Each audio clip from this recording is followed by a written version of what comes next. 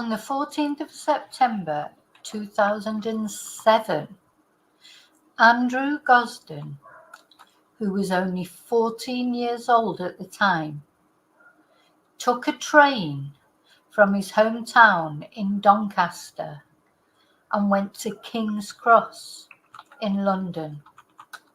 The last photo of him was as he came out of Kings Cross railway station. Since then, there has been no sighting of Andrew. Nobody knows what happened to him after that. Is he still alive? Did he run away? Did he meet someone? Was he groomed by someone? 17 long years for Andrew's family have passed, and still nobody knows what happened to Andrew Gosden.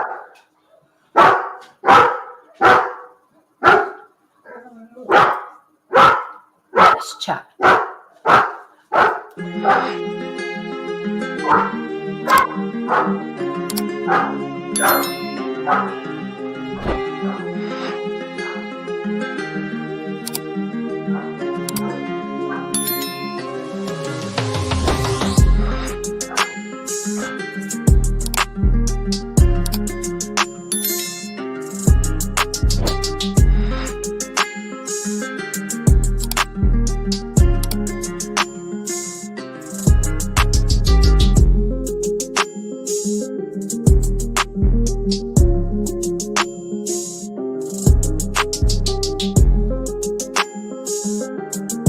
He bought a one-way. Don't know what happened to Andrew, about the circumstances surrounding Andrew's disappearance, and that is the disappearance of Liam Smith, who was 16 when he disappeared from the Queen's Road area of Aberdeen in Scotland. Now, we know what happened to Liam Smith. Some of you may remember that case. I'm going to talk about it after we've heard about the case of Andrew, first of all. So yeah, first of all, we're going to talk about Andrew. Now, Andrew's circumstances up to when he disappeared are not exactly odd, but there are some things that do stand out. So Andrew Gosden lived in Doncaster in South Yorkshire. Let's have a little look at Doncaster. For those of you who don't know the UK very well, so this is in the United Kingdom. And the reason I'm doing this video today is a video that I've been meaning to make. The case of Andrew Gosden, the disappearance of Andrew Gosden, is one of the most famous missing persons cases, not only in the UK, but also all over the world, because the mystery of it, the complete mystery of it, what happened to it, because as we know, people don't just disappear into thin air. Something happened to Andrew, and he may have come to foul play, or he may have just decided he didn't want to, live the life he was living anymore. He may have just decided there may have been nobody else involved. May have just decided he was going off to London for the day. Though he did not buy a return ticket, he bought a one-way ticket. And then something may have happened to him while he was in London. He may have been groomed, of course, and lured to London. Or he may have done a similar thing to what Liam did. And in which case, will he ever be found? But anyway, so as I say, we're going to look at all these, we're going to think about all these different possibilities. But first of all, we're going to look at the circumstances up to the day he disappeared, which, as I say, was exactly 17 years ago today, the 17th of September. Okay, let's have a look at Doncaster. For those of you who don't know where Doncaster is, it is in Yorkshire, in the UK. So we can see, if we look at it in context with Manchester, that's a big city you may have heard of, Sheffield, Liverpool, etc. Doncaster is here, not far from Leeds, of course. Now, bear in mind that he went all the way on the train to London. So some distance. That would have took quite a few hours to get from Doncaster to London. And he was supposed to be at school.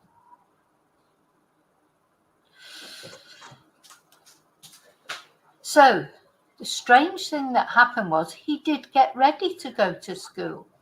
We're going to listen to a podcast where his father speaks, and the whole circumstances of what happened that day will be revealed. But I'm just going to give you a quick sort of synopsis of what happened. But basically, it seems that he got up for school that morning as normal. His mum did say he was a little, if any, he was a little bit more irritable maybe than normal. But we all know what teenage boys or girls, or even us, are like in the morning. So apparently he was quite irritable. But whether it was more irritable than normal is not really clear, is it? How do you tell? Anyway, prior to his disappearance, he'd not been to church for 18 months, which was quite significant because his parents are both committed Anglican Christians. So church was a big thing for them.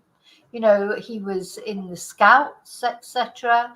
But he'd decide, you know, up to, you know, the thing is, you know, when kids get to teens, sort of those kind of things, you know, they start to rebel a little bit, don't they, against things, and things they may have liked doing when they were 12, they wouldn't necessarily want to do when they're 14.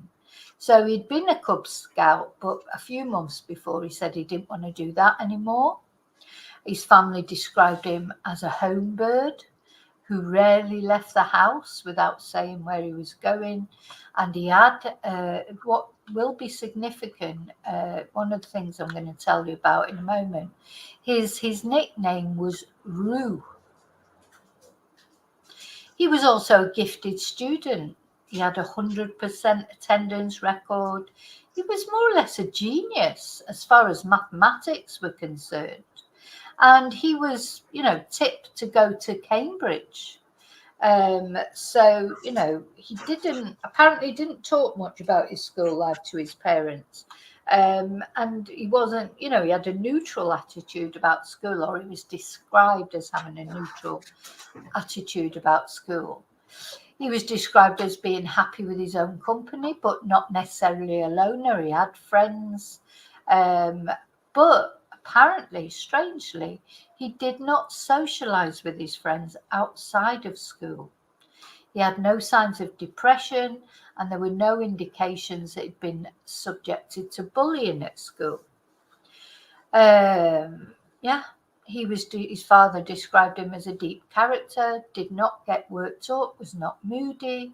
His teachers described him as shy, quiet, mature beyond his years.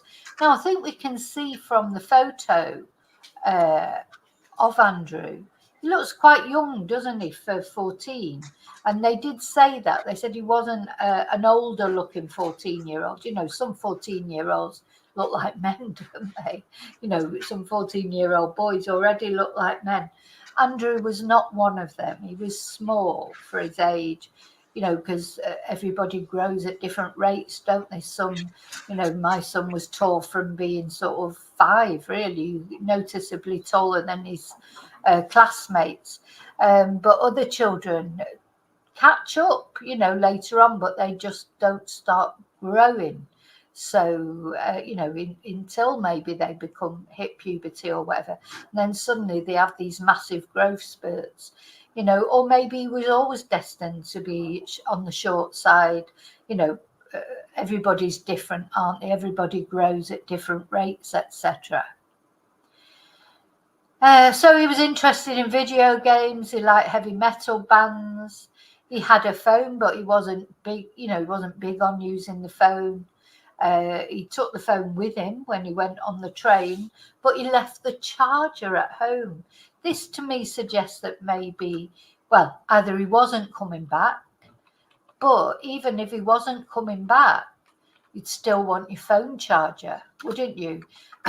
So that could either be that he was planning on coming back and something happened to him in London that meant that he couldn't go back, or maybe he was planning, on doing something untoward to himself, which is what happened with Liam Smith.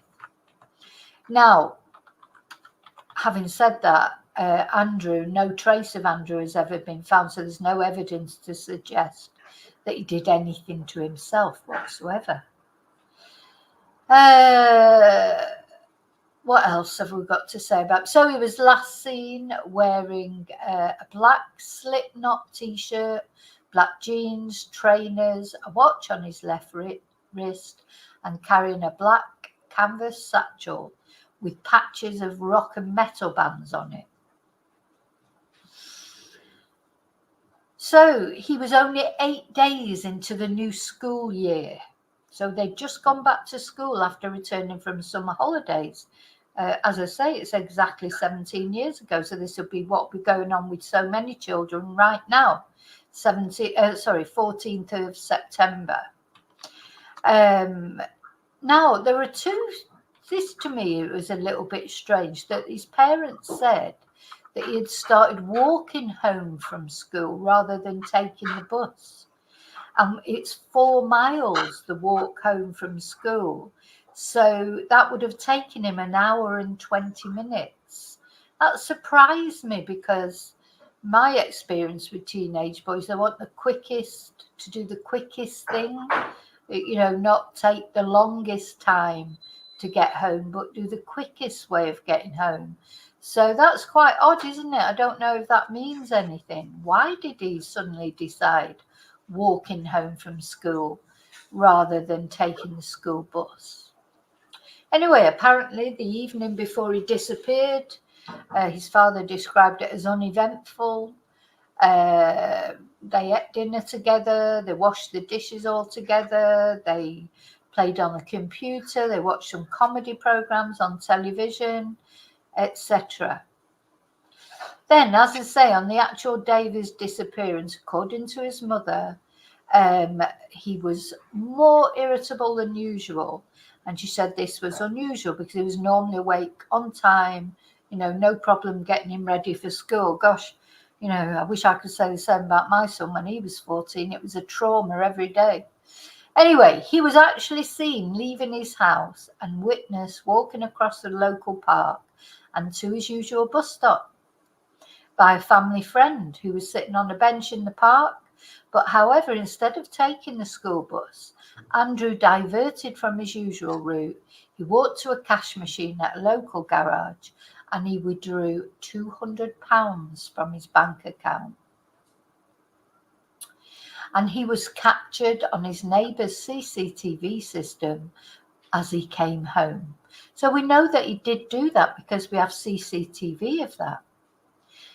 Apparently then when he got home, I presume his parents had gone out to work, he placed his uniform in the washing machine and the blazer on the back of the chair. He changed into casual clothes that I described earlier. And he took his wallet, his keys, and a PlayStation portable console. He did not take his passport with him. He did not take a sweatshirt or a coat with him. It must have been a warmish day. And he also did not take the charger for his PSP. He left around £100 in cash that he had saved from his birthdays. So it seems like although he went and took out £200 in cash, he left behind £100 in cash. So that feels like maybe he was planning to come home, doesn't it? Was he planning to come home, and did he just decide to have a day out in London and then something happened? Anyway, well, we know what Kings Cross is like for a start. Kings Cross, of course, is a notorious railway station. For anyone who doesn't know, there's a lot of SEX workers, young boys hang around Kings Cross, don't they? Apparently, I've never been to Kings Cross, so I don't know, but that's what was always said about it. So did he get into trouble like when he got to Kings Cross, or was he meeting somebody? We're going to have a look at the last CCTV picture of him, and you tell me what you think. But I always felt, ever since I saw that picture, maybe he was looking out for somebody, like looking around to, expecting to meet someone. But I don't know. I'm just a feeling that I had. Anyway, left the house at 8:30. He was seen heading down Littlemore Lane towards Westfield Park on a neighbour's CCTV. He walked to Doncaster railway station. He purchased a one-way ticket to London, which was £31.40. Oh my God, that was a different era, wasn't it? It cost you about £130 now, probably. Anyway, the ticket seller recalled him, and she told him that a return ticket was only 50p more, but he said no, he would just take a single ticket. So then, this is what's so difficult about this case, so many contrary things. So although like what he left behind him suggests that he was planning on going back, because didn't take his charger, he left money there that he could have taken with him, etc. He didn't take any change of clothes or anything, but not getting a return ticket. Why not paying that extra 50p for a return ticket and insisting on a single ticket? So mysterious. Anyway, at 9:35 he was seen boarding the train alone. A woman reported sitting next to him, and she described he said that he was quiet, he was engrossed in his video game, and then when he didn't turn up at school, his teachers tried to contact his parents.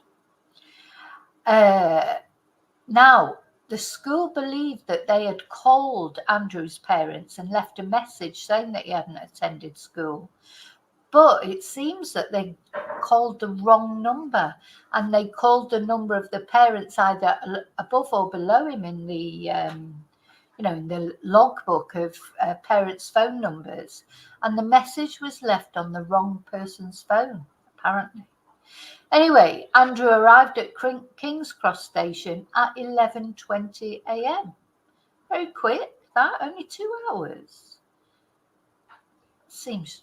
Sorry, I mean, just to go from Doncaster to London must be a through train, I suppose. My God, it must be an express. Anyway, he was captured on CCTV leaving the main entrance of the station at 11:25 a.m. and this is the last confirmed sighting of him. So let's just have a look at that very last picture.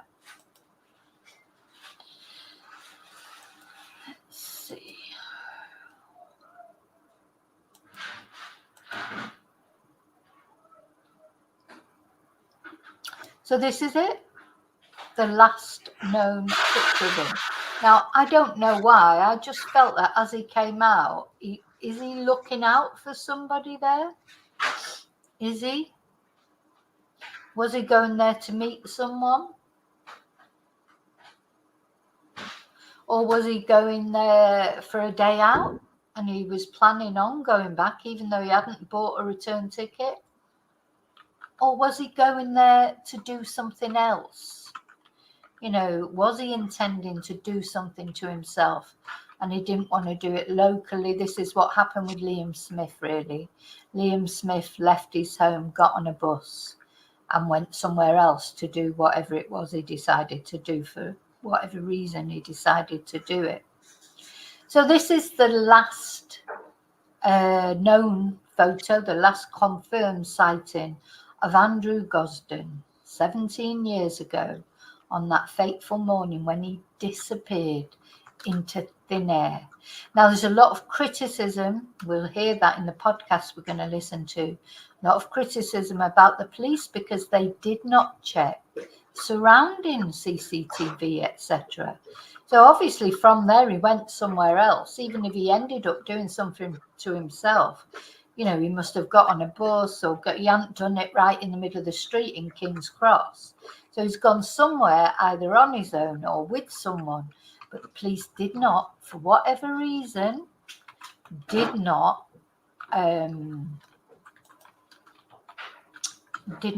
follow up on that.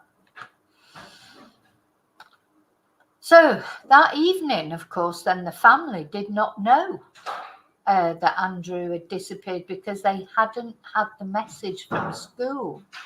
And they sat down to dinner thinking that he was either in his bedroom doing his homework or he was in there. They had a converted cellar and they thought he was down there playing video games. The Gosden family and a family friend. So when they realised he was not in the house, probably when they called him for dinner or whatever, or suddenly thought, well, where's Andrew? Why has he not come down to say hello? They thought he must be with a friend or a neighbour and he must have lost track of time. That always seems a little bit strange to me, because if he was a person who never really went out, why would you even think that? So they phoned his friends who told him that he wasn't with them, he'd not been at school all day, and then at 7 p.m. the police were called. Andrew's sister Charlotte said it was just a complete panic. We initially thought something must have happened on the way to school, and then when we found out they hadn't even been to school, it was even more worrying. So the family themselves searched locally, and within 3 hours of him missing, a missing person leaflet was produced for circulation. That's quite soon, isn't it? Andrew's family and friends searched the area till nightfall, and that weekend the police searched the bushes near Andrew's home but found nothing. So as investigations developed, that's how they found out, that he'd gone to London, bought a train ticket and gone to London. And the ticket seller particularly remembered him because he had refused a return ticket, despite it only costing 50p more. Now, his father later said he didn't think that was strange, as he did know many people in London with whom he could have stayed. So did he go there to visit a family member or a friend of the family? Seems funny that he would have gone all the way to London just for nothing. Anyway, the family travelled to London, handed out flyers and posters. They especially checked out, because he liked museums, exhibitions, he was into music, there was a YouTube festival on, all those kind of things that they thought that Andrew might have been interested in. They went and checked out and distributed leaflets. So he was never picked out again on CCTV, in crowds. It was reviewed, the CCTV footage at King's Cross was reviewed. And then, of course, this photo that you should be able to see as I'm reading this out, this photo was a big thing, so they knew for certain that he had actually arrived at King's Cross. So they know it was him, they know that he was there. Anyway, so they investigate the possibility he might have been catfished. He might have gone there to visit someone he'd met over the internet, but there was no evidence for this. He didn't use a computer at home. His father said he didn't have an email address. The computers were taken from the school and nothing was found. So basically, with all those, they did many sort of digital investigations, and nothing came up.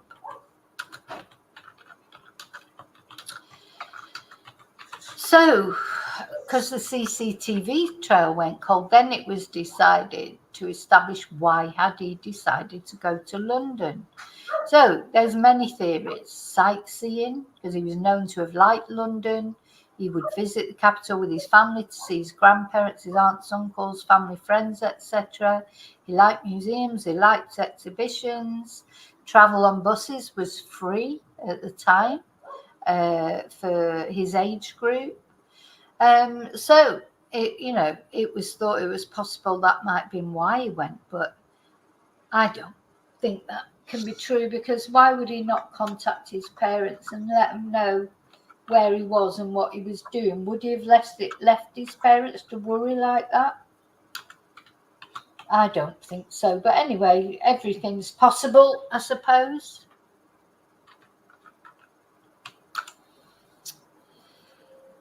So, his father himself has speculated on the disappearance. Was there something troubling him that he didn't think he could tell them? That's it. Teenagers don't tell you everything, so you might think, oh yeah, he's okay and nothing's going on, but there could have been a lot going on, that they didn't know about. Anyway, and in the beginning, of course, there was a lot of speculation from the police, as if Andrew's own family were involved, and that is just typical. His father, Kevin, insisted that the police viewed him as a suspect in the initial stages, and also that they unlawfully recorded interviews and tried to pressure him into saying what had happened to Andrew. So, there's a lot of criticism from the family to the police. Now, there were a few possible sightings, 122 possible sightings reported all over Britain, including 45 from London and 11 from Brighton. And some of them seem credible because the witnesses said he'd spoken to them.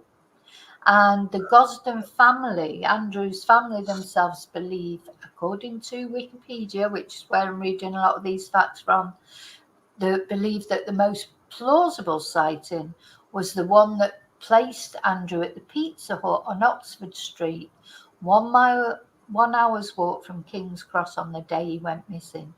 And the family claim this was never followed up by the police. People said he was sleeping in a park. He was reportedly seen getting off a local train 5 days after he disappeared. In different clothes he was reported to have been seen. So there's sort of various possible sightings, but none, according to Andrew's father, they weren't followed up by the police, and none of them came to anything. Another strange thing happened then in November 2008. A man went to the police station in Herefordshire, West Midlands, in Leominster, and used the intercom system to talk to a police officer and said that they had information about Andrew Gosden. But by the time the officer actually arrived to take the details, the man had left. Now, unfortunately, it could be that this man genuinely had information, but people do interject themselves in cases. Unfortunately, it happens all the time, so who knows if this was genuine or not. And then the person claiming to be that man wrote anonymously to the BBC and gave details of a possible sighting of Andrew in Shrewsbury in November 2008. However, it's not been confirmed that this was even the same man on those both occasions, and if so, why he did not wait at the police station. There's been speculation that maybe Andrew, there's been speculation that maybe he was questioning his sexuality, that maybe he was gay and he didn't want to tell them, but his father sort of poo-pooed that and said that you know, we're a pretty open family, so we've wondered if he was gay or struggling with his sexual identity and found it too awkward to raise the subject. If he is gay, we don't have any issue with it. He's loved unconditionally by both my wife and I and his sister.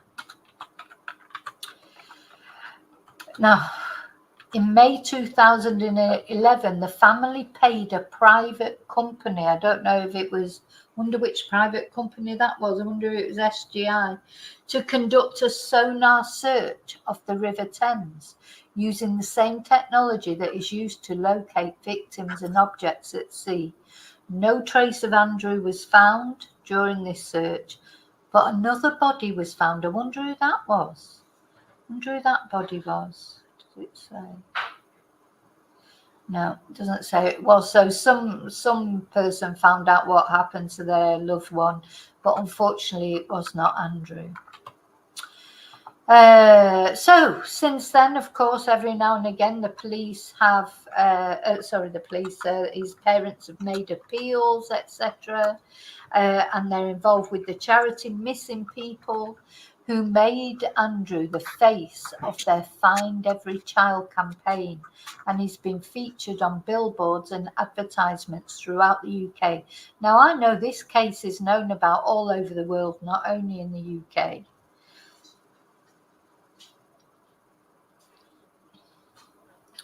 So, on the 12th of September 2017, the police made a fresh appeal for information. And they seemed to, you know, the general feeling was that maybe they thought he was still alive. And apparently every year the police undertake annual checks on John Does in hospital. So, you know, if people turn up and they're not identified, the police do check. Then in 2018, his family said that someone had reported an online conversation with a person with the username Andy Roo. So remember that his nickname was Roo. And he claimed, this person, whoever it was, claimed their boyfriend had left them. They needed £200 to cover the rent. And the person that was on the other end of the line offered to send them money, but the user claimed they did not have a bank account as they had left home when they were 14. And this link was investigated by the police, but the person was never identified. Then, in July 2018, to mark what would have been Andrew's 25th birthday, or what is Andrew's 25th birthday, because we don't know any different, you know, we don't know that he's no longer with us, 2 age progression photographs were released by the family. And there's been quite a few age progression photos. But let's have a look at them.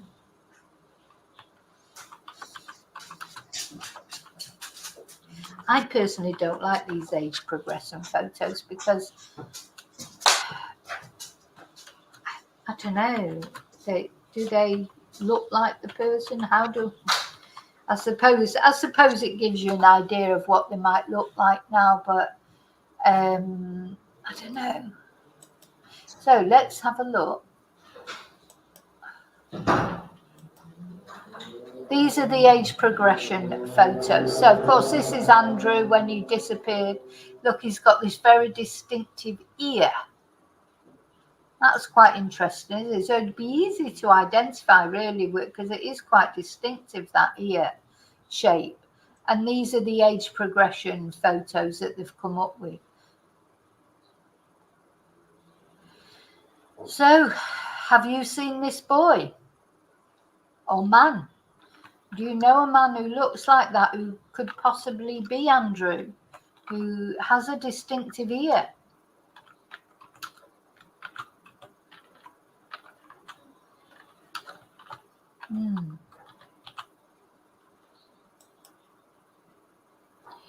You know, so they're quite, it's something to look out for, isn't it? Now, another interesting thing, which I didn't know actually until a little while ago, there have been arrests made in this case. So in December 2021, 2 men were arrested, aged 38 and 45, on suspicion of kidnapping and human trafficking. And the older man's arrest was also connected with possession of indecent images of children. So both men were released under investigation while inquiries continued. And these are believed to be the first and only, I think, arrests made in connection to the disappearance of Andrew. And then it was announced that numerous devices had been seized for forensic investigation. The police said it could take 6 months to a year to analyse these. And in January 2023, so just last year, well, it's coming up to 2 years ago now because we're in September, South Yorkshire Police said the men remained under investigation and that their devices were still under examination. Goodness me. Well, that's a long time, isn't it? However, in September 2023, so last September, it was reported that both the men had been released without charge and that they were not involved in Andrew's disappearance. So that must have been quite a disappointment for the family because maybe they thought that they would get somewhere, get some answers. It'll all be about getting answers for the family now, won't it? I mean, I think there's still every chance that Andrew is still alive, isn't there? I don't think it's, I don't think you would think 100% that Andrew is definitely not alive, but you just think, why has he not contacted his parents? Surely by now, you wouldn't know that his parents would be so worried about him. Why did he not contact his parents if he is still alive? But we don't know that he isn't. And I do think that's very important. So what we're going to do in a moment, let me just see. We're going to listen to the podcast.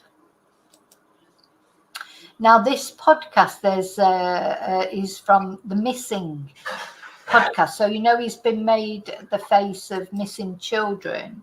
Let's just have a look if I can get the website up. Of course, he's not a child now, but he was a child then, of course. 14 years old. It's a very, very difficult age, isn't it? Because, of course, yes, they are, 14 is still a child, but a lot of 14-year-olds, they think, don't they, that they're not children, basically. We're all guilty of that when we're that age. So let's have a look at this. So this is the Missing People website. Andrew Gosden is right there up on the front page still.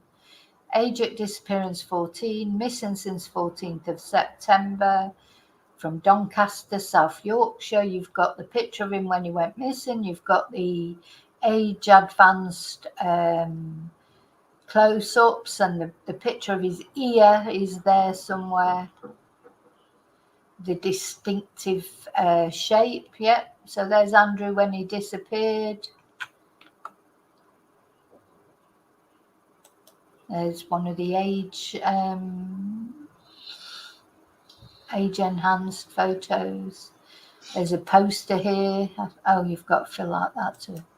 So, Andrew, we are here for you whenever you are ready. We can listen, talk to you what through help you need, pass a message for you.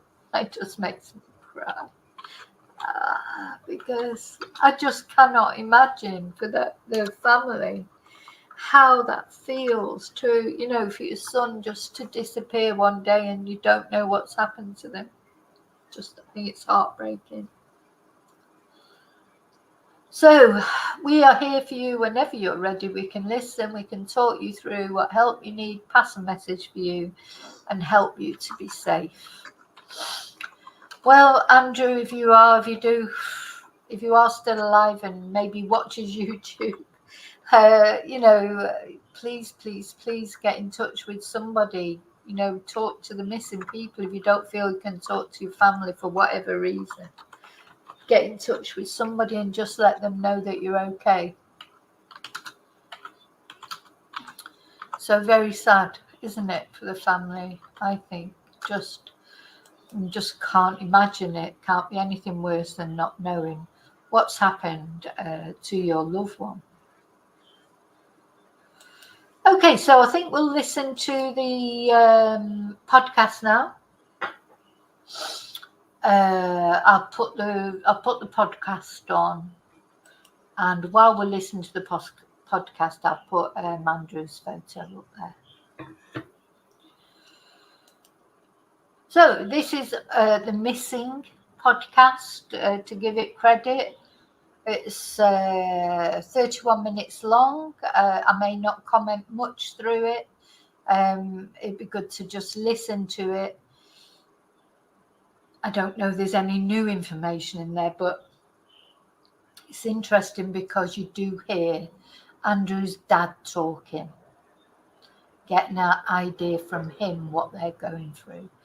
I think we can imagine, most of us who have got some empathy can imagine what they're going through, but we can't really, can we? We think we can. And what trail of devastation is left behind them.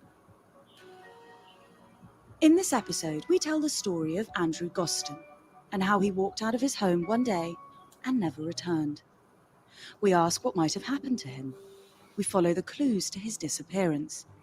And we invite you, the listener, to tell us what you think as we look for the information that might solve this case. Getting up every day forever and ever and ever, wondering about his existence it's an extended torture. This is The Missing. Andrew Gosden.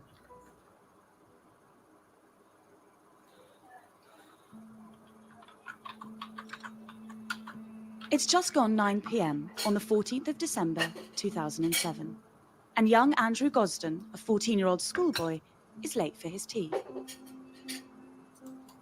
The story that unfolds from here has puzzled police and left a family bereft. It's the story of a boy who vanishes into thin air with no explanations, no reason, and no answers. It's a case which has captivated an online community who spend their days scouring the web for clues and theorizing over what might have happened. A case that everyone believes could be solved if the right person came forward. It's a case which is senseless, unfathomable, and illogical. And it's this lack of any logical reason which makes it all the more intriguing. I'd been to do the shopping and we had a friend coming to share dinner with us. We were all busy chatting, catching up, how's your day, your week? While I was unpacking the shopping, we sorted out some dinner and then called Andrew. Now, normally he'd have been downstairs we have a converted basement. He'd have been down there with his Xbox, or he'd have been up in his room. So obviously we shouted, no reply came. We went, he's not heard us. So I think Charlotte went wandering around the house to figure out where he'd got to. Andrew lived with his sister Charlotte, mum Glenys, and his dad Kevin, who's talking to us now in a terraced house in the Yorkshire town of Doncaster. This Friday evening was the end of a busy week for them all. A new school term had recently started, and it was the last golden days of summer before the leaves started to fall and outdoor coats became mandatory. Family dinner was a definite ritual in the Gosden household, but tonight's wouldn't go according to plan. Kevin carried on cooking the dinner and setting the table. There was no moment of panic, no sudden alarm. While Andrew was a pretty quiet kid, He was a 14-year-old boy nonetheless, not great at being punctual. He didn't have a mobile phone, and there was no reason for anyone to think anything other than he'd simply lost track of time. We did the obvious things like ring friends, neighbours, just thinking, oh, he's a few doors up at his mates and they've started playing snooker and he's lost track of time. By this point, it was way past dinner time. The remains of the cottage pie were going cold on the table. Andrew had been missing for at least a couple of hours. There was an increasing need to figure out where Andrew was and where he'd last been seen.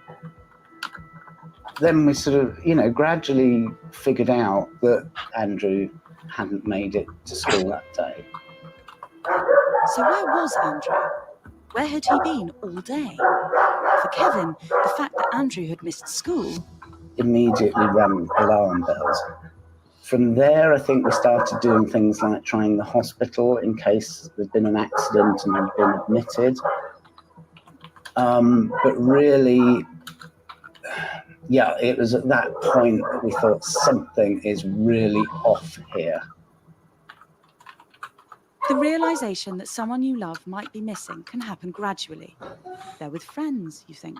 They've lost track of time. They forgot to mention an appointment.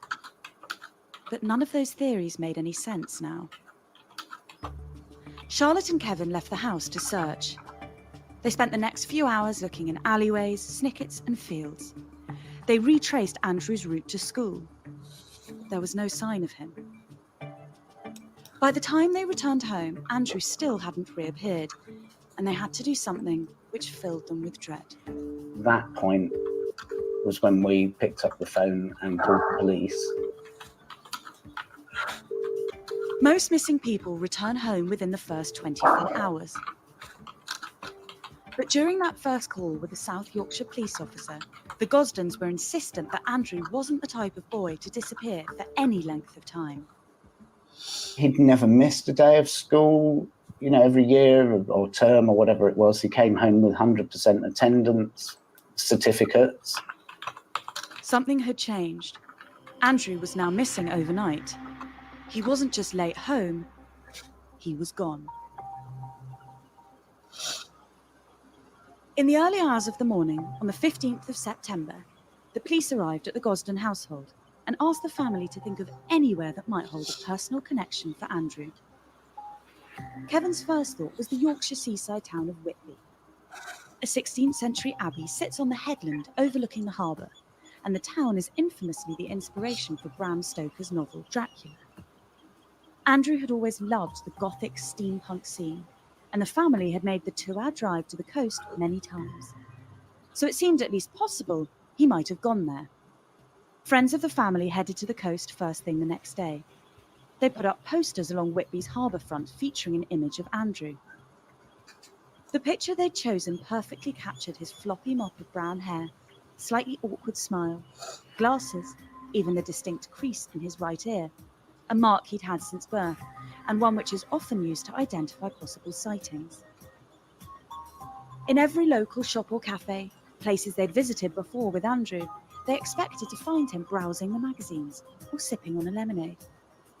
They were sure he'd be there, completely unaware or unappreciative of the panic and turmoil going on back in Doncaster. Concerns are growing for a 14-year-old boy from Doncaster who hasn't been seen since Friday. Andrew Gosden is described... News appeals went out, describing a typical teenage boy who liked rock music and computer games. Andrew was described as a good student, with a small circle of friends and no history of running away. Word quickly spread. A handful of sightings were reported, but as the day wore on, Andrew was still missing.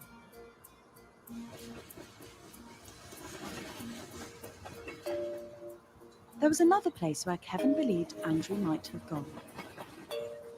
Doncaster is on one of the main train lines across England, from north to south, and fast trains regularly stop at Doncaster on their way to London. Most of my family live in London, and from a very young age, obviously, we'd regularly visited and done museums and galleries and you name it, London dungeons to swords, whatever.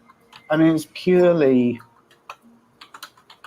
an educated guess, if you like. You know, we just figured, well, where's he going to have gone on the basis of what he likes? Police were told that London was a possibility. Inquiries were sent out to see if there was any sign of Andrew boarding a train. But detectives were already piecing together Andrew's movements. Door-to-door inquiries around his home address and the gathering of CCTV footage was prioritised to give the police a starting point, a trail of Andrew's movements that they could hopefully follow. Just 36 hours after he'd left home, apparently heading for school, they found their first clue. What we pieced together was he'd crossed our street to the park, then he'd clearly gone round to the cash till at a garage on the corner there and basically emptied his savings of £200. Keep this figure of £200 in mind. Why did Andrew need so much money? It's a key piece of evidence, which we'll come back to shortly. He then circled back to our house, changed into casual clothes. I mean, he even put his uniform in the wash pile ready for washing and hung his jacket and tie up as he normally would. And then he walked down to Doncaster Station, which is on the East Coast Main Line, bought a one-way ticket to Kings Cross. It appeared that Andrew had deliberately not gone to school. He'd waited until the house was empty, then gone back home. CCTV from the train station clearly proves that Andrew boarded the train as a passenger. There were witnesses who said, yes, I was sat opposite him on the train. He was just playing on his portable PlayStation, not bothering anyone. So at about 11:30, 11:45 in the morning, he was walking out of Kings Cross Station. Where he went after that is a complete mystery. It's 11:45 a.m, just before the lunchtime rush. What did London have in store for a boy with cash burning a hole in his pocket? It was quite possible that his school teachers could already be looking for him. After all, it was unusual for Andrew not to be in class. But they wouldn't be looking in London. In novels, films and books, as well as frequently in real life, bustling London is where people run to when they're looking to disappear. It's easy to get lost in the crowds and the big smoke, and for many people, it's the perfect place to leave your worries behind. But judging by the CCTV of Andrew sitting on the train, playing on his PlayStation, he didn't appear to be a young man troubled by worries.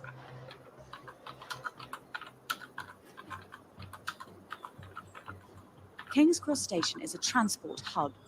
From there, Andrew could board an underground tube, or you could get a connecting train to dozens of other towns or cities. He's even just a 5-minute walk away from boarding the Eurostar and journeying on to Europe. Did Andrew have plans? Was he going to a tourist spot, meeting a friend, going to a gig? Internet forums suggest he may have been interested in watching the North London Derby, a football match between Arsenal and Tottenham the following day. Or could he have been heading to Oxford Street to get his hands on a newly released games console, the PSP, a portable PlayStation? Wherever Andrew was heading, did the fact he'd only bought a single ticket indicate he wasn't planning to return home? Well, whatever the truth, there wasn't a shred of evidence to reveal where he was going, or for what reason. And no matter how hard Andrew's family looked, both then and now, they can't find any suggestion that Andrew had planned to leave home for good. This is the absolutely baffling thing about Andrew. No one that we've ever spoken to, I mean, not in school, not his friends, teachers, us, no one had any idea that anything was bothering him, let alone what it might have been. there was just nothing amiss in any context, which makes him vanishing just all the more baffling, really. And we've never had the slightest evidence that anything was wrong, or that anything was sort of going on in his head that would make him take that journey.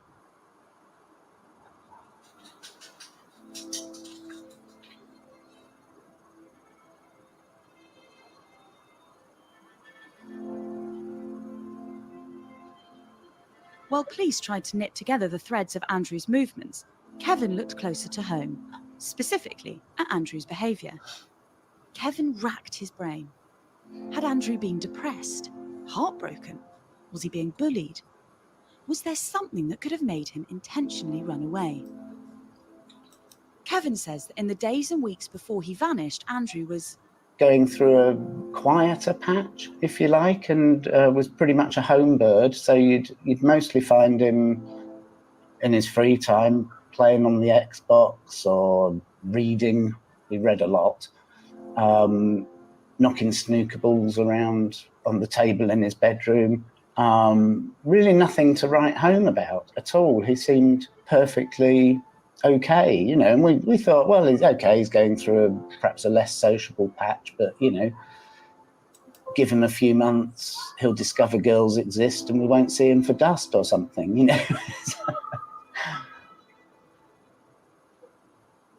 London's transport network operate a vast number of CCTV cameras, over 15,000 on the Underground alone, and the streets around Kings Cross Station sprawl outward across the city in every direction.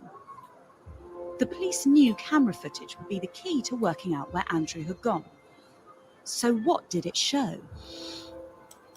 After alighting the train, Andrew is caught on camera walking along a platform towards the barriers. Another shot sees him leaving the main exit of the station. Clearly visible, wearing a t-shirt emblazoned with Slipknot, one of his favourite bands, with a small bag slung over his shoulder. There's no doubt it's Andrew.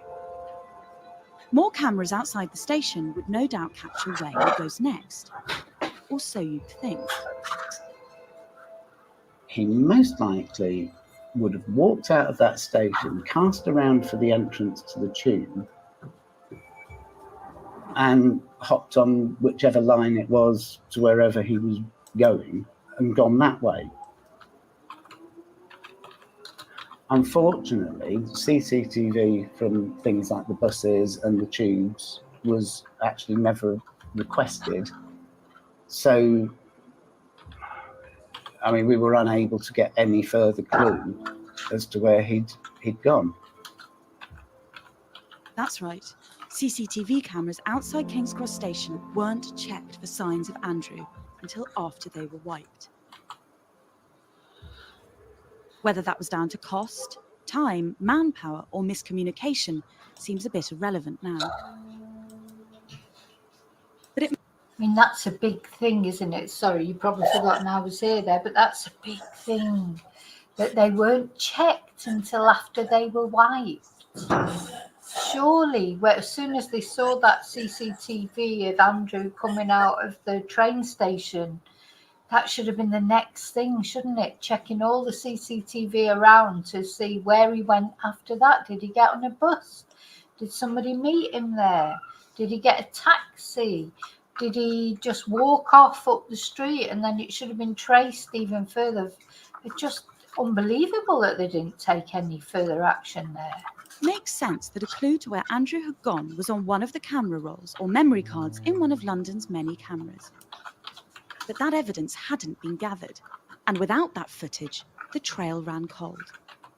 Andrew was simply one of millions of people somewhere in London.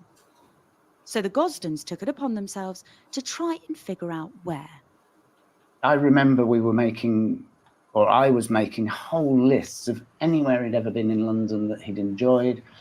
We were doing things like they picked up a time out and looked at any possible gigs or things like that. We basically ended up for a time alternating, Glenys and myself being in London, scampering around all these places with leaflets and posters, just asking, has anybody seen him, and so on. I mean, initially we had some possible sightings information.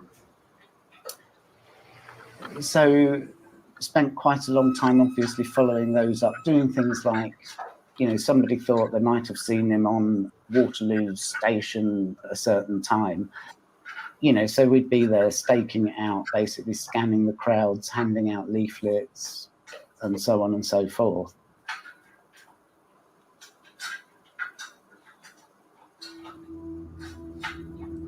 How we'd react in a crisis is something we can never truly know until we find ourselves in one. Kevin remembers a continual panic which left him breathless, and a day-to-day cycle of checking and rechecking parts of the capital. I mean, it was frenetic, but we tried to be logical about it and cover every possibility that we could think of, which I guess that's kind of the story of now almost 13 years, is we've just plugged away doing anything we can think of that might help to, at least establish that he's still alive. We just tried Covent Garden because we knew he liked the atmosphere there and the market stalls and stuff. Oxford Street was another place he quite enjoyed, so asking in shops and places along there. Lots and lots of museums and galleries.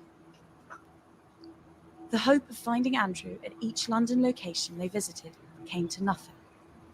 And by this point, the media was following Andrew's story closely. Certain newspapers began to suggest that Andrew might have been lured to London by someone. Maybe by a friend, just for the fun of an adventure in the big city. Now, it's funny how missing person cases, like Andrew's case, captured everyone's interest. But, so many people that go missing. Maybe it's the particular circumstances of Andrew's case are unique, I don't know. But why, when there's so many young people go missing, do some cases, it's very interesting that, why do some cases attract more attention than others? Very interesting, I think. Perhaps by someone not known to the family.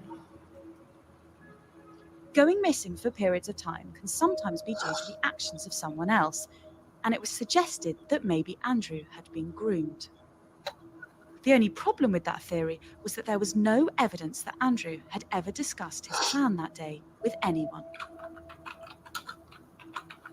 We established that he'd not been in communication with anybody through the landline. Yeah, so very strange, as if he had been groomed. Where's the communication? Where's the trail, the digital trail? Where's the phone calls? Where's the messages? Where's the online trail? If he had been groomed, it's a complete mystery, isn't it? It does seem logical. It may have been somebody that Andrew knew. It does seem logical, but something being logical and actually having evidence for it are two different things, aren't they? He didn't have a mobile phone. There were no traces of any computer activity, and ours obviously, and at school, and even in the public library where he sometimes went. No traces were ever found of him ever communicating with anybody. Facebook barely existed. It only just come into being. Twitter didn't exist. Went through his school planner. He didn't keep a diary as such. We checked that his passport was still here. Every possible thing you can think of, we were rummaging through. And we just couldn't, and never have, found one shred of evidence to suggest that he had a particular event or destination in mind, that had been communicating with anybody. Just nothing. And it genuinely seems like whatever was going on in his head, that was the only place that it was going on, was in his head. So, what it was that he decided to go do, we are as baffled about now, well over a decade later, as we were at the time. Kevin has contemplated every scenario imaginable, but even now he struggles to accept any of them. How well we know our children is a question every parent asks themselves. And Kevin has had to wrestle with the possibility that Andrew might not have been groomed or lured to London, and that he might not have had an accident or been the victim of a violent crime. But instead, that Andrew had chosen to run away and stay gone. Did he mean to leave forever? Was he ever homeless? Did he not want to be found? A clue that Kevin keeps coming back to is the money that Andrew withdrew from the cash machine. Remember that £200 that Andrew had on him? A sum that wouldn't see him past a night or two away from home. Surely, if Andrew was planning to run away for good, he'd take everything he could. Yes, he did use it to buy the train ticket. But, also, we found out afterwards that he'd left. He had some cash in his bedroom, birthdays, pocket money, left over from bus fares or whatever. And he could easily have taken quite a bit more with him, just by picking it up and putting it in his pocket. I forget how much, but there was certainly, he had some notes and coins. Would you forget how much? Anyway, but I think he's right. Surely if you were planning on going away and being away for a little while, or running away, you would take every penny that you had. I'm sure they went into his room and counted up exactly what he left there. I'm not sure that you would forget that amount of money, that amount, would you? Anyway, that's by the by. But yeah, why didn't he take it all? In his money box upstairs, we always had a box full of emergency money and bus fare money. There was quite a few pounds in that. He could easily, if he'd been planning to do something longer term, it would seem very strange not to have picked that up. Going through his wardrobe, he didn't take a jacket or a jumper or anything. He just wandered off in skinny jeans and a t-shirt, which in the middle of September, it's going to get a bit chilly, so it's not really likely, unless, do you see what I mean? He picked up his portable PlayStation, didn't take the charger, and how long's that going to last on one charge? Because I would have said that Andrew pretty much liked his home comforts, so the idea of him sleeping rough doesn't seem to really fit with his character.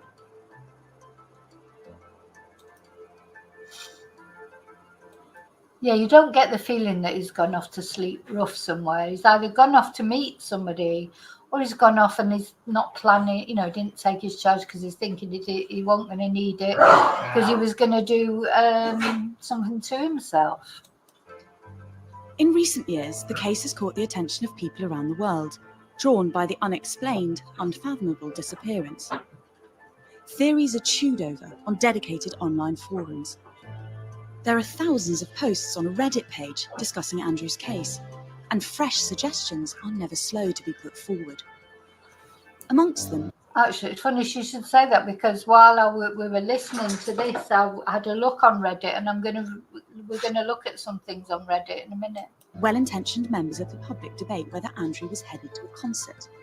A list of the live events nationwide has been retrieved from the newspaper archives, including a number of indie or rock concerts, the type of music Andrew liked, in the capital that evening. Could it be that he went to London with a concert in mind, and that something or someone happened to him before or after? Another member of the public has sifted through thousands of photographs taken in London on that day to find people in the background who could be Andrew. Wow, that's interesting. Just shows you, sometimes social media detectives, if the police haven't got the time or the resources or can't be asked going through all the photos and everything, if there's somebody out there who will, that's good.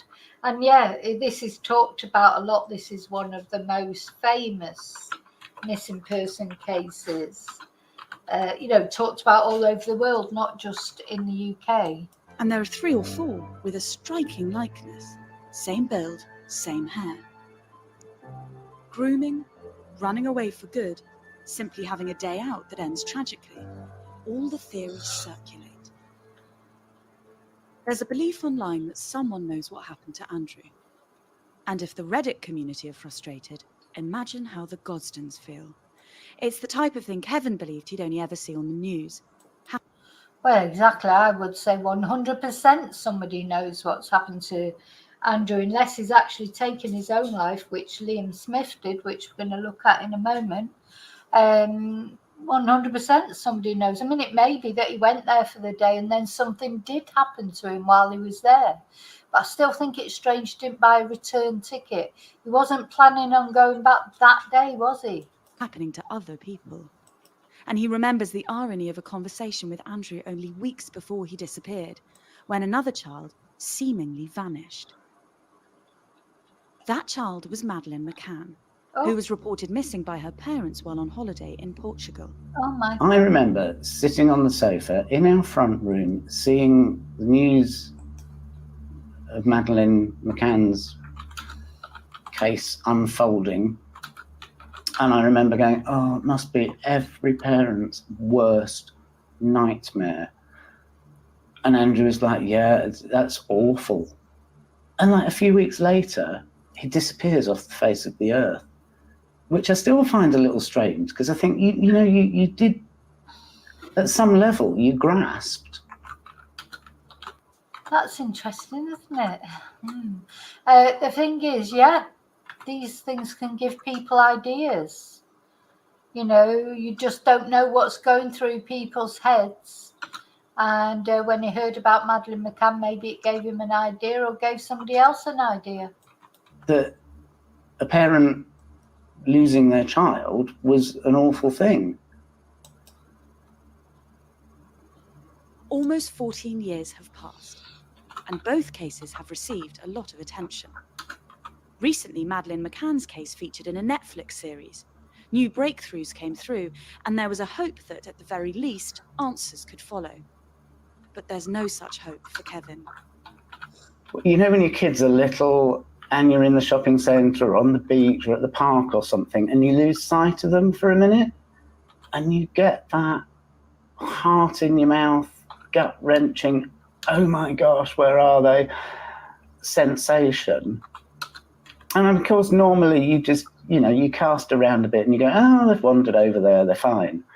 But it's that sensation just prolonged for initially hours, days, weeks, months and years, where you're just absolutely panicking, about making sure that your kid's safe. The not knowing, the getting up every day forever and ever and ever, wondering about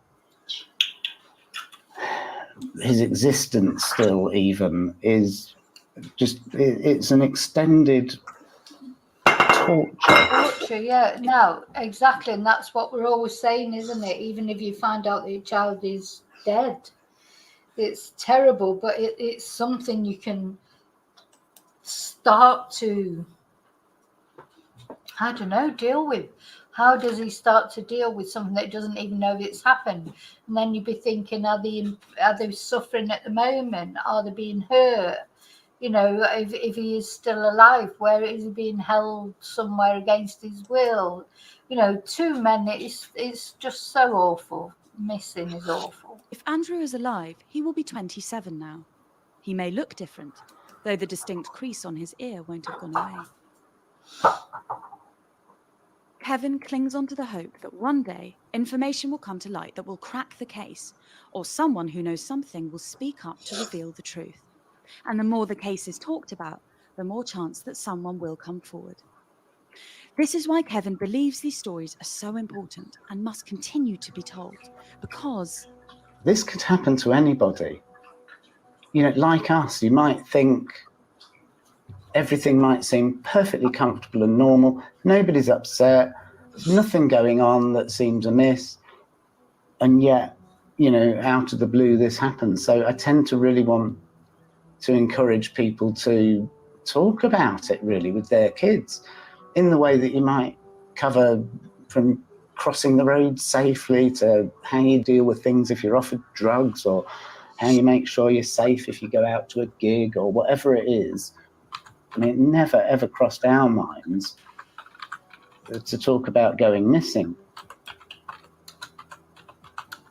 in many cases, it takes just one piece of information to lead police or family to the answers they crave.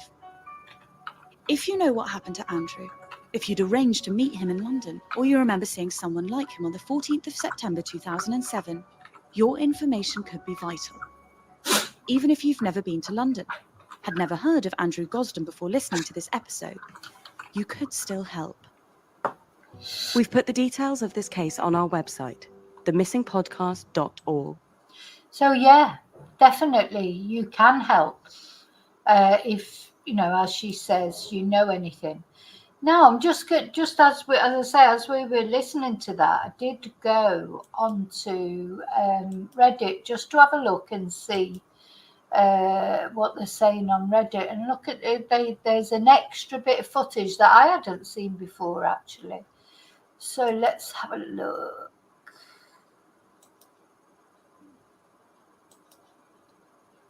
You watch the other people that are walking next to him. They're not looking around like that. I feel that Andrew is looking for somebody there.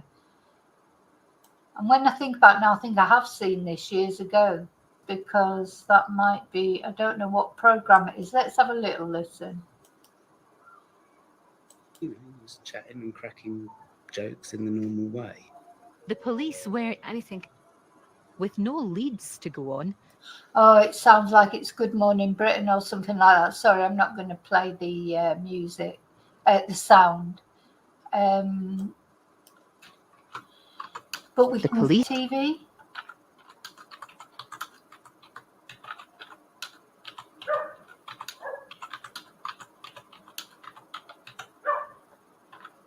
Oh, this person here says, I don't think he was looking for someone, he was just looking for the exit. Maybe.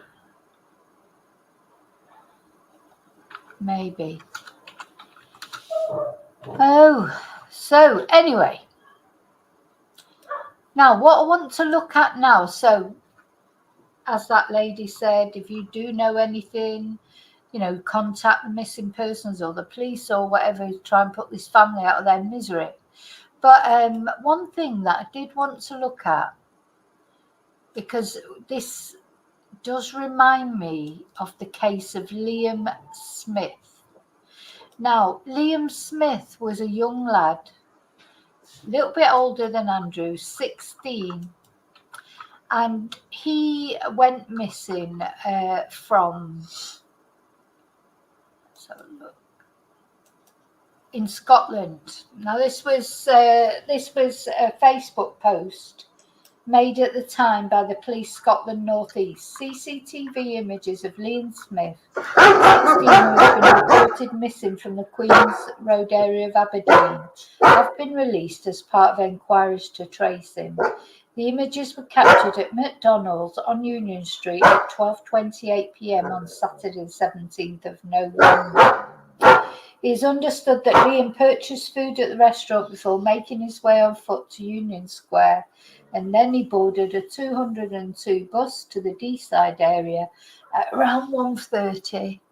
Inspector Jackie Knight said Liam was reported missing to police on Sunday morning, but he was last seen during the afternoon of Saturday, 17th of November.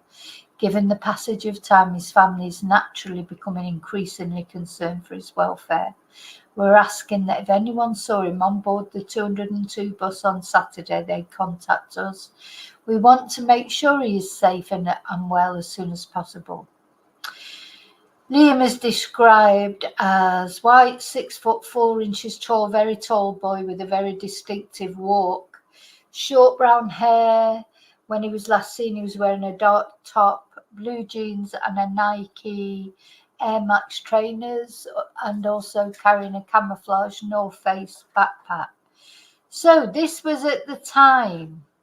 Now Liam, I feel like I do have like a bit of a personal interest in this, because Liam, a girl that worked with me at the time as my receptionist, she went to a wedding shortly before Liam disappeared, and Liam was at this wedding, and she said he was just a normal sort of teenage boy, like they all are. You just don't know what's going on in their heads, because Liam, he went missing for quite a long time. There was a lot of conspiracy theory, what we call conspiracy theory. There was a lot of online speculation what happened to Liam.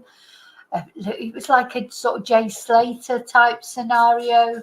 Everybody was very intrigued to know what had happened to him. Where had this boy disappeared to? Had he been catfished?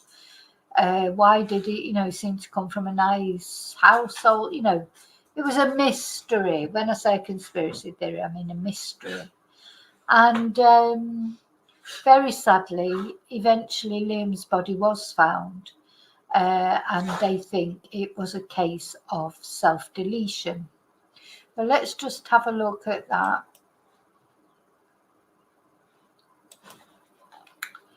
So this is Liam, I think, at that wedding that my friend was at, just before he disappeared. It's so sad, handsome boy, there he is in his kilt and everything, because he's from Aberdeen in Scotland.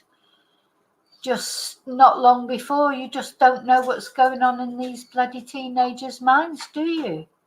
And this is what just makes me wonder. To me, it was a very similar case to Andrew. Did Andrew go to do something to himself?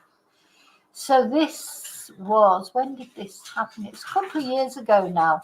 So this was March 2019 when this was published. And it says the 16-year-old vanished last November. So from the November to the March, he was missing. So it's quite a long time. And police stood guard at the front of a dirt track leading to a wide expanse of woods today. They're still to establish the identity of the person who's been found at this spot. But residents who live near to Craig of Afrusk near Banchory revealed that the wooded area has been very boggy for weeks and is only just becoming passable, which is possibly accounting for the tragic discovery. One resident told the Scottish Sun on Sunday, "I walk there all the time. There are so many people with dogs go up there as well.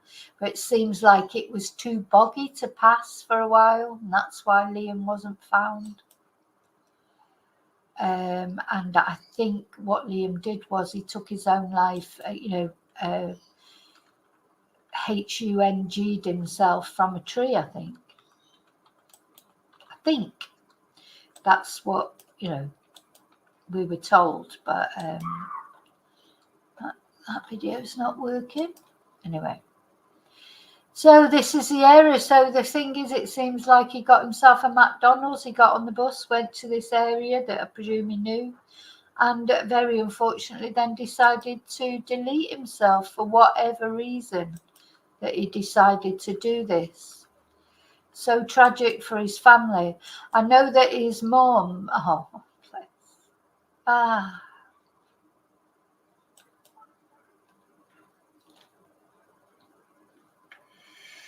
I know that his mum had said that he hadn't been himself lately.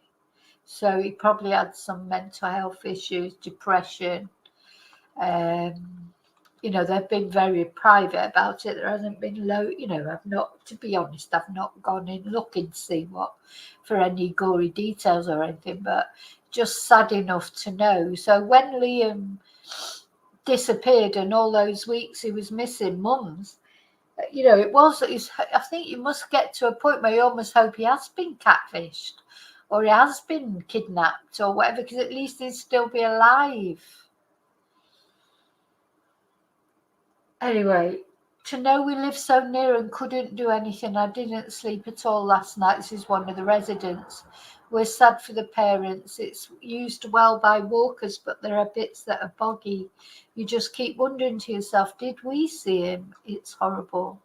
Another added, I saw the police activity and thought something was up. So many people walk dogs up there. I find it hard to believe it wasn't made. The find wasn't made earlier. So another added, we don't know where the body was found. You can only get so far in open woodland. And after that, there's very dense woodland to the top of the hill. If he was found there, it's understandable members of the public wouldn't have made the discovery before now. So messages of support for Liam's family have flooded social media after the latest news. So it was, you know, a sort of a Jay Slater case of its Davy, like everybody was, you know, everybody was talking about it on social media. Many YouTubers made videos about it. Very sad. Very, very sad. So, you know, he'd been hunted for with helicopters, specialist dive teams, sniffer dogs, and more than 140 reports of sighting were probed. Scotland manager Ali McLeish recorded a video message urging football mad Liam to get in touch. It's so sad. I'm sorry. I know I'm going to cry. Just so sad. And all that time he's got on he's bought himself a McDonald's and he's got on a bus and gone, and he just not wanted to carry on anymore. So last month, police scaled back their search and Liam's family admitted they had to be realistic about the challenges of finding him. A police spokesman said formal identification has yet to take place, but the family of 16-year-old Liam Smith has been notified. Inquiries are ongoing and they're not believed to be any suspicious circumstances. So, of course, they'll have found his possessions there. So this was what the wilderness that they were looking for him. God.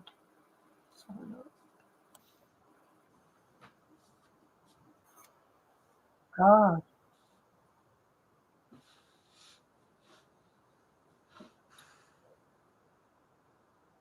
Oh my God. Well, no wonder he wasn't found for so long. Oh, bless him.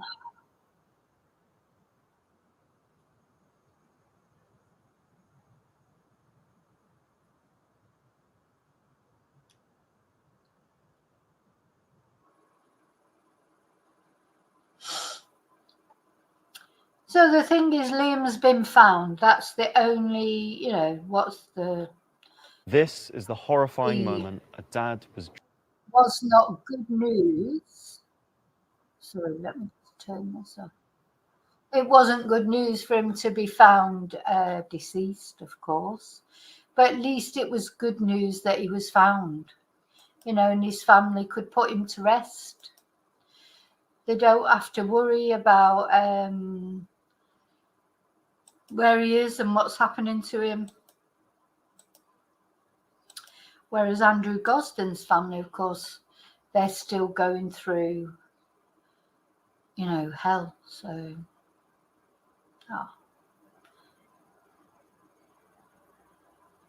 So Liam's family had said, at this most difficult time of all, we would ask for privacy as we try to come to terms with our enormous loss. Yeah. So I know it's difficult, and believe me, I know, because I've had a teenager, you know, trying to ask them if they're okay, what's going through the mind, and, you know, because you just don't know. You know, I think most teenagers have difficulties with depression. What's the meaning? Now, I'm just going to interject there because I am here. Even this is a video that I recorded earlier today, but obviously I'm here because I've been chatting with you all. So, and I'm going to play the end of that video in a moment.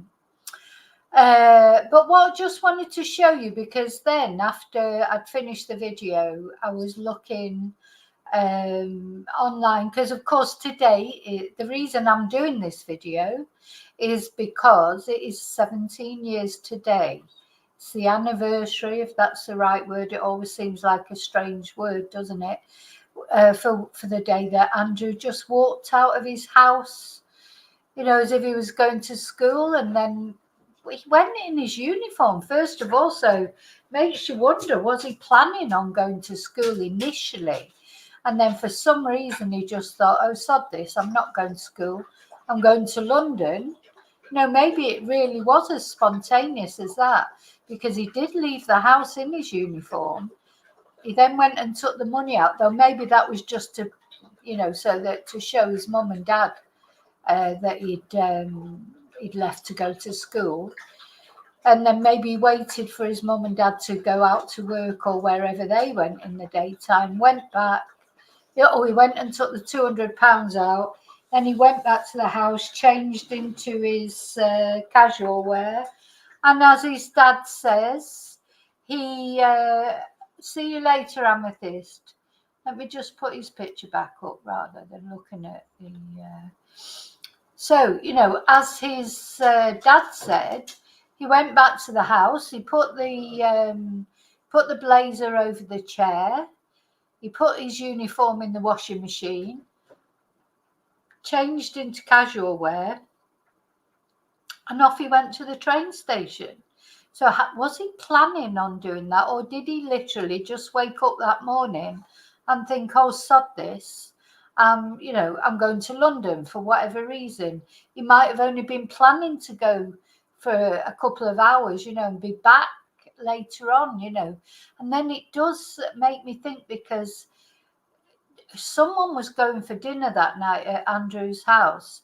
Maybe it was someone that Andrew didn't like. Maybe he didn't want to see that person. You do feel as if there was something going on at home because of him stopping going to church, stopping going to the Scouts. You know, was he going through something? He'd started walking, you know, as we said earlier, he'd started walking to school. An hour and something, a couple of times he'd walk back from school rather than get the bus. Maybe he was being bullied, you know, at school, and maybe just his parents didn't know about it. You know, because I tell you what, I was bullied at school. My parents didn't know anything about it.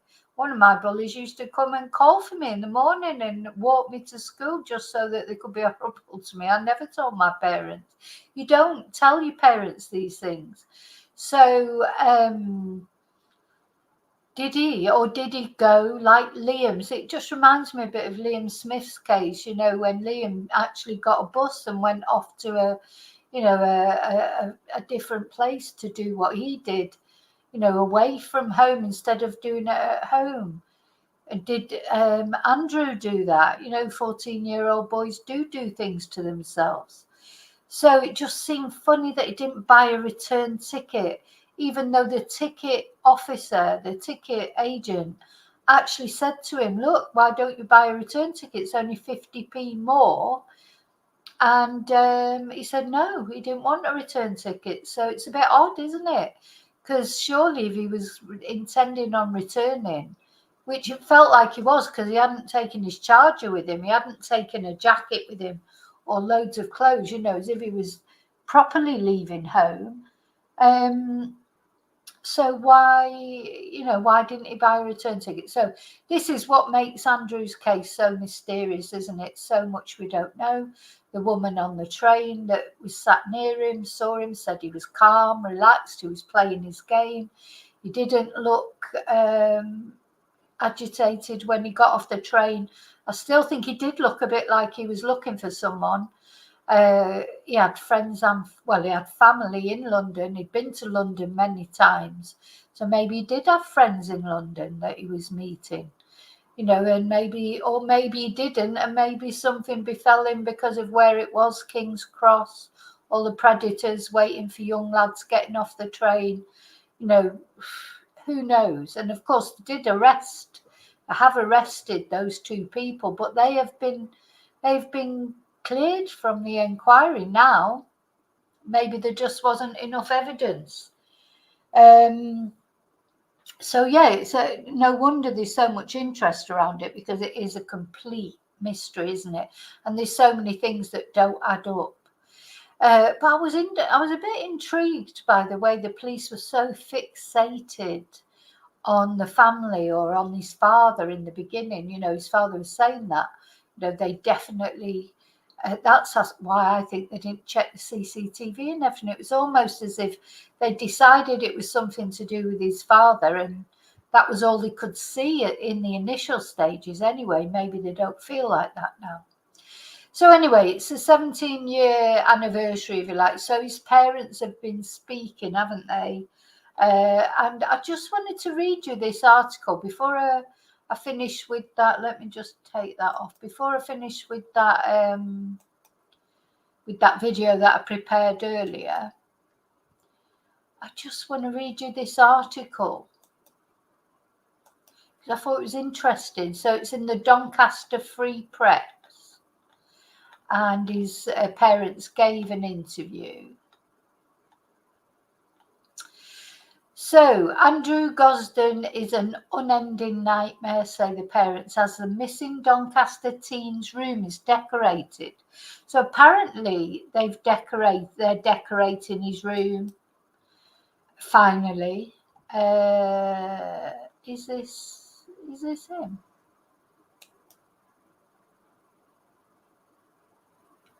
Don't know if this is about Andrew or something else. Good morning, everyone. I'm Darren Burke, one of your live team and digital reporters for the Doncaster Free Press, bringing you some of the main headlines in Doncaster this Friday. Starting today with the news. Oh no, that's just all different headlines. So the parents of missing Doncaster teenager Andrew Gosden have described his disappearance as an unending nightmare on the 17th anniversary of his disappearance, revealing how they are redecorating his bedroom but will never be able to move on. The 14-year-old was last seen on September the 14th, 2017, and despite huge national and international manhunts, he has never been found. His father Kevin and mother Glenys have never given up on finding Andrew, who was last seen at Kings Cross Station in London after leaving the family's home in Balby. In an emotional blog post to mark the anniversary, Kevin wrote, "It's 17 years since Andrew went missing. Look, they're doing up his room. That must be difficult. When do you get to the point where because I know a lot of people whose children either die or go missing, they just keep their rooms the same. When does it come to the point where you actually change it?" So for various reasons, my wife Glenys and I are refurbishing half of our Victorian mid-terrace house. A well-meaning friend said to us recently that it must be good to feel that we can move on by including Andrew's old room in this process. We have removed picture rails, rewired, replaced damaged floorboards, even removed the lead piping for gas lighting that was under the floor. The old furniture is gone, new cupboards are installed, the walls plaster skimmed and coving added. The paint Andrew chose as a boy, with blue, has been stripped off. The room has been stripped right back and is being slowly restored. As for moving on, we find ourselves intending to choose a new shade of blue for the walls and soft furnishings, and to include some pictures and belongings of Andrew's in the final stages. A missing loved one is not something that can be moved on from. We simply find ourselves another year on, with no clue where or why he went off that day, let alone where he could be now, or even if he is alive. It feels as if your life has been stripped back. Everything you expected to happen never did. or if it did, not in the way you expected. And now another year farther away from a possible clue. This hurts in the most unimaginably painful way all the time, every single day. And in some ways, that hurt becomes worse as more time passes. It feels we're being trapped in an unending nightmare rather than moving on, let alone being restored and improved. This doubtless sounds bleak to any reader, and is why, as usual, I wish to encourage any reader to support the charity Missing People. And that's the website we looked at. So this, for replay crew or anyone who's coming late, go back to the beginning, watch the whole thing again, and you'll see we talked about the Missing People charity, who has still got Andrew as their page one, really, more or less, on their website. One of the most important ways to help is to share their appeals for missing loved ones via social media.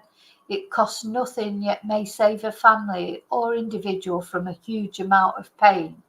Similarly, make family and friends aware of the helpline 116 000 so that they could seek support with any aspect related to missing, even if it is to talk through the feelings related to thinking of going missing. This feeling of our lives being stripped down year in, year out can seem unbearable and never ending, but there's an amazing source of support available, and I can promise you that it is free, confidential, and you should have no doubts as to the value of making that call or contacting them online or via text. For us, the pain may never end, but it does help to have someone at your back supporting you. So remember this breakthrough. In 2021, 2 men were arrested, actually arrested in connection with his disappearance. And they were detained on suspicion of kidnapping and human trafficking. And at the time of their arrests in London, police said electronics taken from the pair, aged 39 and 46, could take 6 to 12 months to analyse. Now, of course, we're not privy to the reasons why these men were arrested in the first place. So the older man was also arrested on suspicion of possessing indecent images of children, but they were both later released, and the case still remains open. So it makes you wonder, were they released because they just don't have enough evidence at the moment? Or are those men actually nothing to do with this case? Or is it that they are, or likely they are, but they just can't, the police, they maybe just can't get a case together, because they have to get a case together, present it to the the Crown Prosecution Service, and maybe they just haven't managed to get enough evidence yet. But one thing that I just wanted to point out to you, so there's one comment on this article. So this is an article from today, from what I can gather, because it's an article about the anniversary. There's one comment, and I read the comment. Very surprising comment. So Wendy J, 6 hours ago, said plenty of people have vanished with no trace. A pregnant woman involved in a cult and a separate young girl in my town of Scunthorpe. Madeleine McCann and Ben Needham, for examples. It happens, but in the cases back home, the families don't keep whinging at every opportunity. He's obviously gone for a reason, and they clearly know what the reason was. Don't you think that's an odd comment to put on? Is it just some, some sort of Karen, if you like, or some nasty person just saying that nasty thing? Or why is Wendy J saying that? It's unusual, isn't it, to say horrible things? Well, having said that, we're seeing it with the Jay Slater case, loads of people saying horrible things to the parents and that. So maybe. But so anyway, it's only one comment, but it just surprised me. He's obviously gone for a reason, and they clearly know what the reason was. So I don't know. What do you think? Oh gosh, I missed quite a lot of the chat there. Sorry.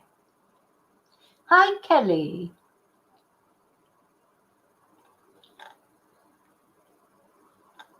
Are you okay, Kelly? I hope you're good. So I'm just gonna. He wasn't going to a Slipknot concert, Chumbo. He wasn't. They don't know where he was going or what he was doing. That's just one of the theories.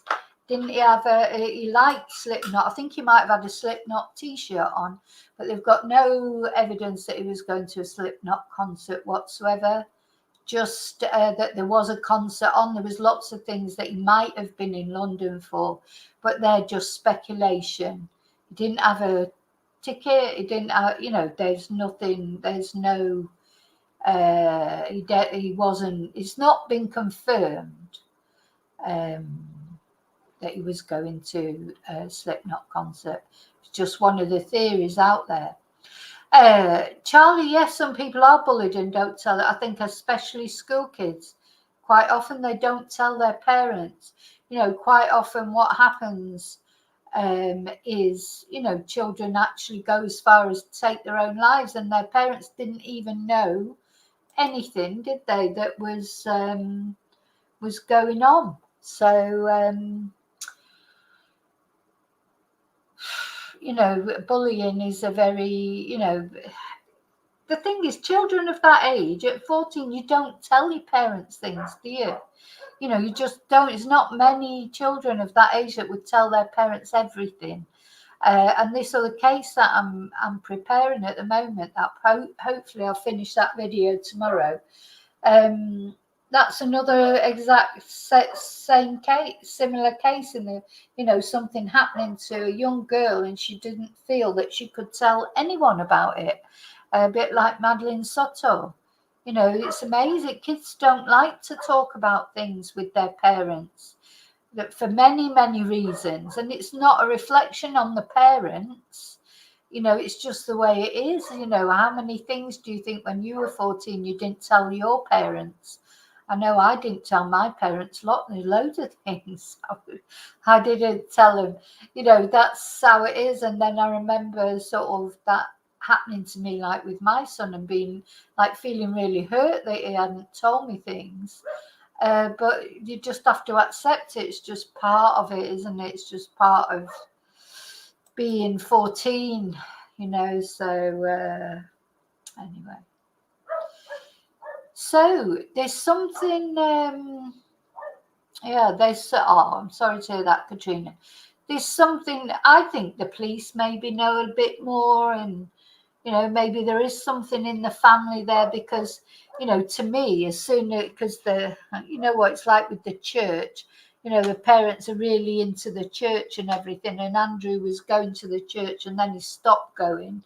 You think, well, yeah, was something happening at the church, or who knows? These church-going people sometimes are not as white as they appear to be.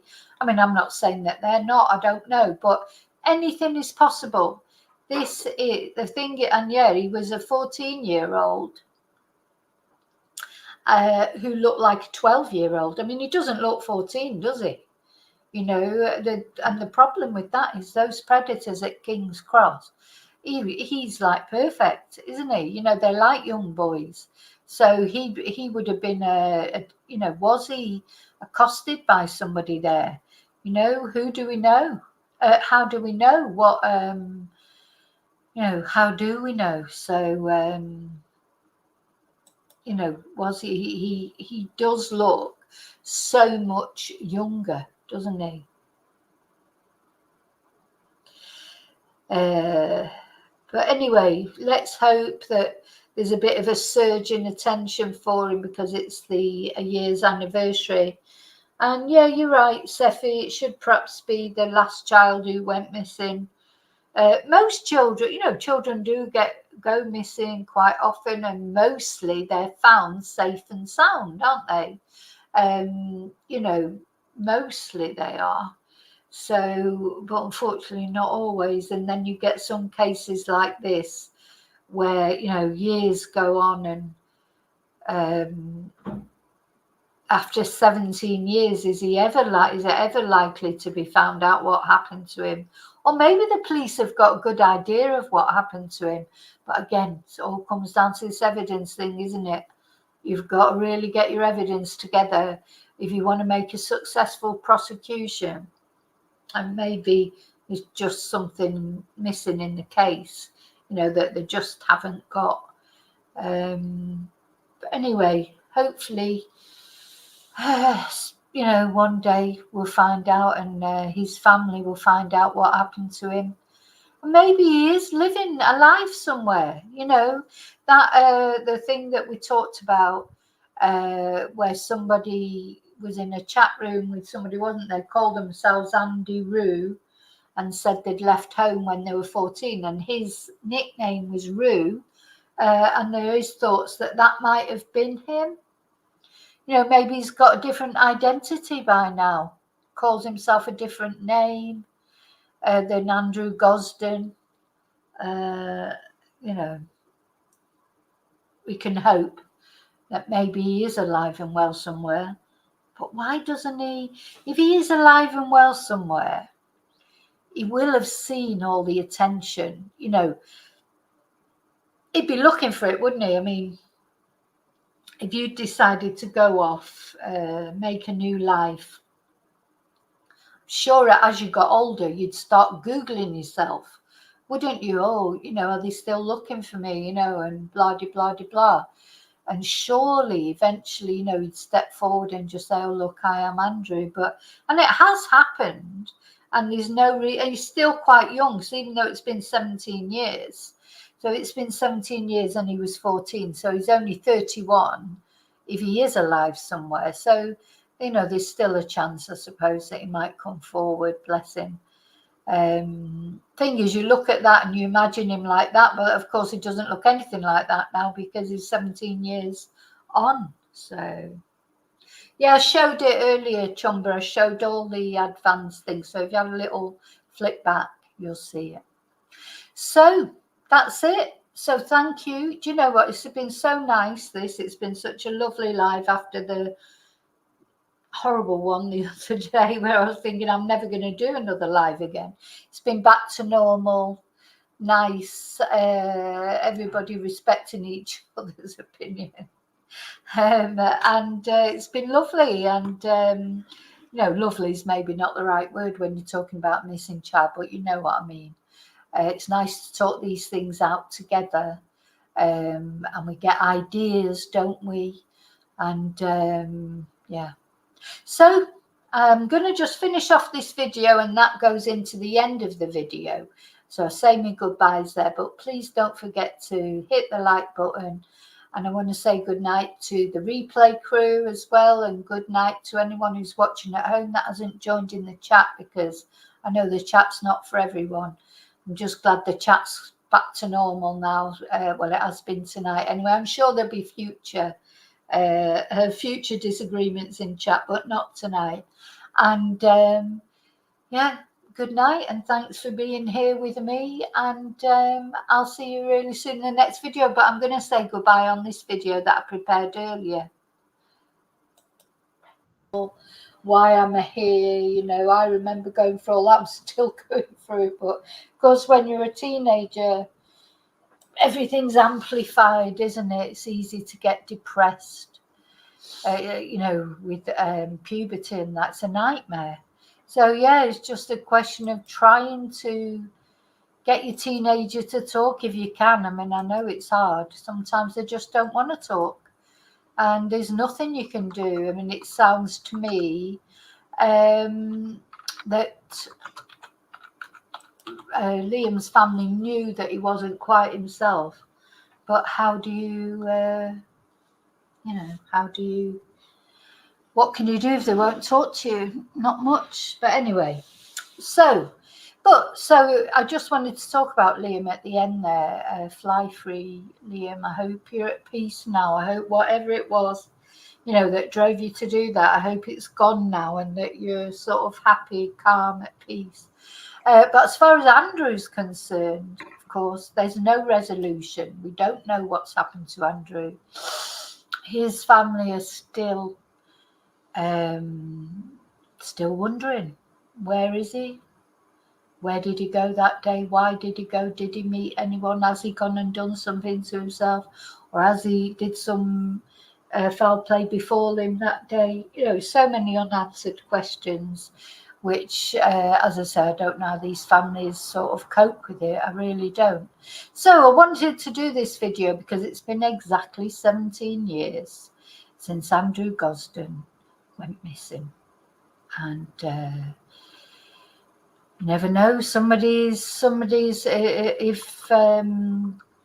if there's more, you know, that maybe somebody's memory will be jogged, or somebody who does know what happened to Andrew will come forward, or maybe even Andrew himself will come forward and put his family's worries at rest, put his family's mind at rest. And let's just hope so. There's still a chance, you know. Doesn't feel like it's always possible that Andrew still is alive and well. Okay, so that's it for this video. As I finish off, I'm going to just play some music and put Andrew's photos on again, and prayers especially for Liam as well, and his family, and hope they're coping all right, and or as well as can be expected. And I'll see you really soon in the very next video, and until then, as always, may your God go with you.